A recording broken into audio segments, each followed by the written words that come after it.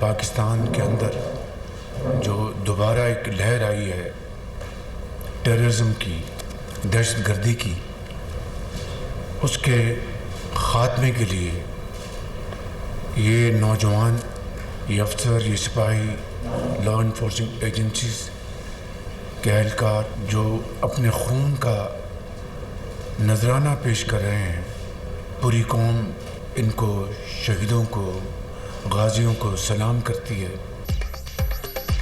कौम के सपूत अपने खून से माजी की गलतियों का दोबारा इजाला कर रहे हैं। सिपा सालार की लीडरशिप में सिक्योरिटी इदारे फ़र्ज़ की अदायगी कर रहे हैं। कल्लात में इंतहाई अफसोसनाक वाक़या रूनुमा हुआ। पाकिस्तान में दहशतगर्दी की लहर दोबारा आई है। दहशतगर्द बलूचिस्तान के अमन, तरक्की और खुशहाली के दुश्मन हैं। बलूचिस्तान की तरक्की का सफ़र जारी और सारी रहेगा। शरपसंद नासिर की बुज़दिलाना कार्रवाइयाँ हुकूमत के बलूचिस्तान की तरक्की के अज़्म को मुतज़लज़ल नहीं कर सकती। ये तफ़र्रुक़ा और सियासत का वक्त नहीं, इत्तेफ़ाक और इत्तेहाद के साथ चैलेंज का मुकाबला करना है। सियासत भी होगी और फिर सियासी मैदान भी सजेंगे। पूरा मुल्क जल्द अमन का गहवारा बनेगा। वज़ीर आज़म की गुफ्तगू। शहबाज शरीफ की बलूचिस्तान में अमन व अमान की सूरत हाल से मुताल्लिक़ इजलास। वज़ीर आज़म को सूबे की मजमूई सूरत हाल पर ब्रीफिंग। CMH कोयटा में ज़ख्मी सिक्योरिटी फोर्सेस के जवानों की आयादत। वज़ीर आज़म की निडर जवानों के जज्बे और गैर मुतज़लज़ल अज़्म की तारीफ़। आप सब कौम के हीरोज़ हैं। दहशत और बदअमनी फैलाने वाले अनासर कौम के दुश्मन हैं। ज़ख्मी जवानों से गुफ्तगू।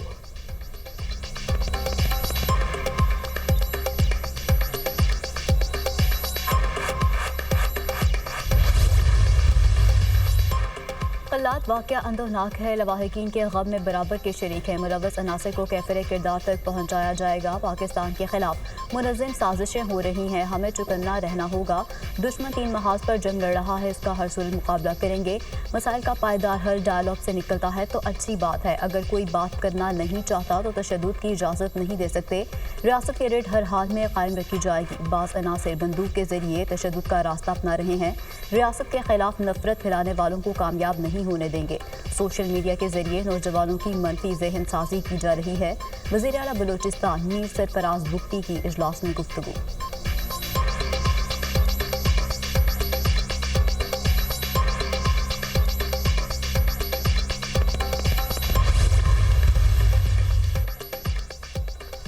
सिंध और बलूचिस्तान असम्बली ने ज़रा इनकम टैक्स बिल 2025 मंजूर कर लिया। सूबाई वज़ीर ज़िया उल हसन लंजार ने सिंध असम्बली में बिल पेश किया। हमें कहा गया कि बिल पास ना किया तो IMF की टीम नहीं आएगी, पाकिस्तान डिफ़ॉल्ट कर जाएगा। FBR ने अपनी कोताहियों को छुपाने के लिए ज़रा इनकम टैक्स लगवाया। हमने कहा था कि टैक्स 15% से डायरेक्ट 45% पर ना लेकर जाएं। खुशी नहीं, लेकिन हुकूमत चलाने के लिए टैक्स लगाने पड़ते हैं। वज़ीर आला सिंध मुराद अली शाह का ऐवान में इज़हार ख्याल। सूबाई वज़ीर सईद गनी ने कहा कि टैक्स कलेक्शन सूबाई हुकूमत करेगी। ये तासुर गलत था कि ज़राअत पर पहले टैक्स नहीं था। MQM की ज़रा इनकम टैक्स बिल की हिमायत। डिप्टी पार्लिमानी लीडर ताहा अहमद ने कहा कि MQM 40 साल से ज़रा टैक्स की बात कर रही है। ज़रा इनकम टैक्स मजबूरी नहीं, ज़रूरी है। वज़ीर इत्तला सिंध शर्जील इनाम मेमन ने कहा कि IMF के कहने पर ज़राई आमदन पर टैक्स को बढ़ाया नहीं चाहते, कर्ज रुकने से पूरी मईशत का नुकसान हो।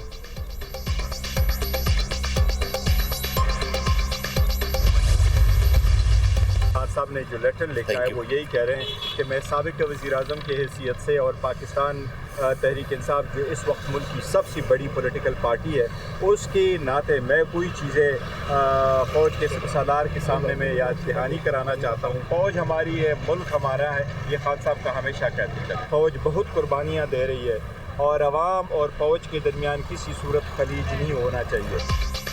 बानी PTI का खत PTI की पॉलिसी नहीं। बानी ने आर्मी चीफ को बतौर साबिक वज़ीर आज़म खत लिखा है। बानी ने कहा है फ़ौज पाकिस्तान बहुत कुर्बानियाँ दे रही है। बानी ने खत में फ़ौज और अवाम के दरमियान फासले की वजूहात बयान की हैं। बानी ने कहा है फ़ौज और अवाम में खलीज नहीं बढ़नी चाहिए। Chairman PTI barrister Gohar Khan की मीडिया से गुफ्तगू।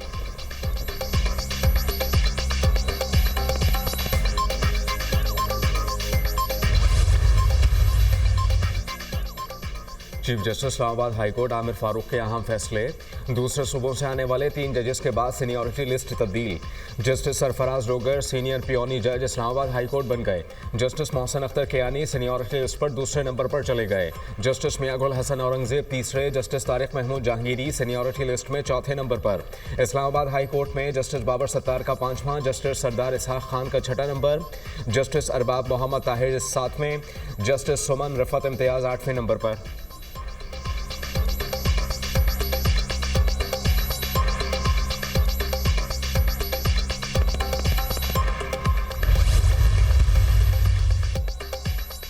चीफ जस्टिस याहिया अफरीदी ने जजेस ट्रांसफर को खुशाइन करार दे दिया। इस्लामाबाद हाईकोर्ट किसी एक की खास नहीं, पूरे पाकिस्तान की है। ट्रांसफर आइन के तहत हुई, आर्टिकल 200 के तहत अच्छा इकदाम है। मजीद जजेस भी दीगर सूबों से आने चाहिए। इस्लामाबाद हाई कोर्ट में आए जजेस की हौसला अफजाई होनी चाहिए। एक बलोची बोलने वाला जज आया, सिंधी बोलने वाला आया। विफाक पूरे मुल्क का है, इस्लामाबाद विफाक की लामत है। चीफ जस्टिस याहिया अफरीदी का प्रेस एसोसिएशन की हर्फबरदारी की तकरीब से खिताब। कहा, जजेस की तैनाती और ट्रांसफर दोनों अलग मामले हैं। जजेस के ट्रांसफर के मामले को मिक्स ना किया जाए। इस्लामाबाद हाई कोर्ट आने वालों को तैनात नहीं किया, ये पहले से ही हाई कोर्ट के जज हैं। मैं रोज़ाना 30 से 40 केस सुन रहा हूँ। सुप्रीम कोर्ट में ज़ेर इल्तवा मुकदमात का बैकलॉग ख़त्म करना है। हमें सुप्रीम कोर्ट में मज़ीद जजेस की ज़रूरत है। हर जज आज़ाद और बाइख्तियार है। सारा लोड 3-4 जजेस पर पड़ जाता है।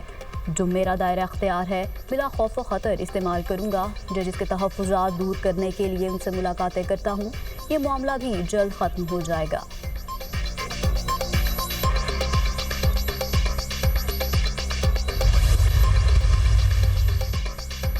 इस्लामाबाद हाई कोर्ट ट्रांसफर के बाद नए जजेस ने काम शुरू कर दिया। जस्टिस सरफराज रोगर ने 3 मुकदमात की समाअत की। डिप्टी अटॉर्नी जनरल और एडिशनल अटॉर्नी जनरल ने नए जज को खुशामदीद कहा।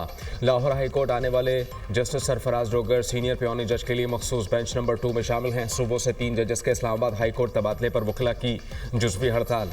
Islamabad high court bar association की जानिब से अदालतों का बॉयकॉट। सदर लाहौर हाई कोर्ट बार का भी अदालतों में पेश न होने का ऐलान।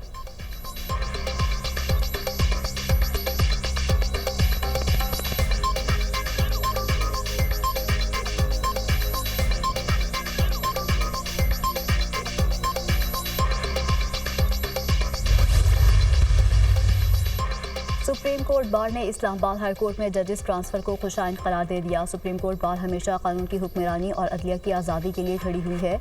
सुप्रीम कोर्ट बार की एग्जीक्यूटिव कमेटी से सर्कुलेशन के जरिए जजेस ट्रांसफर पर राय ली गई। आर्टिकल 200 सदर मुमलिकत को जजेस ट्रांसफर की इजाज़त देता है।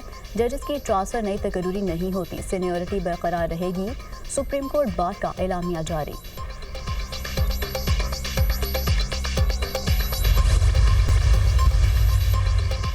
ट्रंप का चीन, कनाडा और मेक्सिको पर महसूलात में इजाफे का ऐलान। कनाडा ने भी अमरीकी दरामदात पर 25% टैरिफ लगा दिया। कनाडा का वर्ल्ड ट्रेड ऑर्गेनाइजेशन में शिकायत करने का फैसला। कैनेडियन वज़ीर-ए-आज़म और मेक्सिको सदर का टेलीफोनिक रब्ता। 2 तरफा ताल्लुकात को मजबूत बनाने पर इत्तेफाक। मेक्सिको के सदर का भी जवाबी इक़दाम का इंडिया। कहा, प्लान बी पर काम जारी है। अमेरिका को जल्द टफ टाइम मिलेगा। चीन और जापान की भी अमरीकी टैरिफ पॉलिसी की मुखालफत। चीन का भी वर्ल्ड ट्रेड ऑर्गेनाइजेशन में शिकायत दर्ज कराने का ऐलान। तिजारत और महसूलात की जंग में किसी की फतह नहीं होती। चीन अपने मफादात का तहफ़्फ़ुज़ करेगा। अमरीकी इक़दाम दुनिया के लिए खसारे का सौदा है। चीनी सफारतखाने का रद्द-ए-अमल।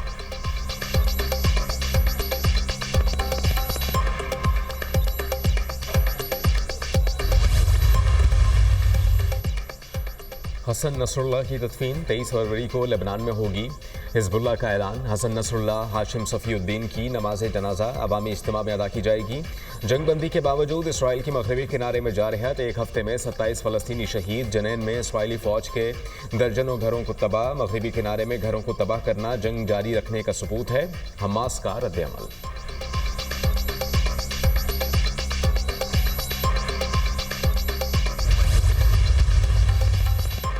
इसराइल वज़ीर-ए-आज़म नेतन्याहू कल अमरीकी सदर से मुलाकात करेंगे। मुलाकात ट्रंप से दोस्ती और इसराइल अमरीका ताल्लुकात की मजबूती का इशारा है।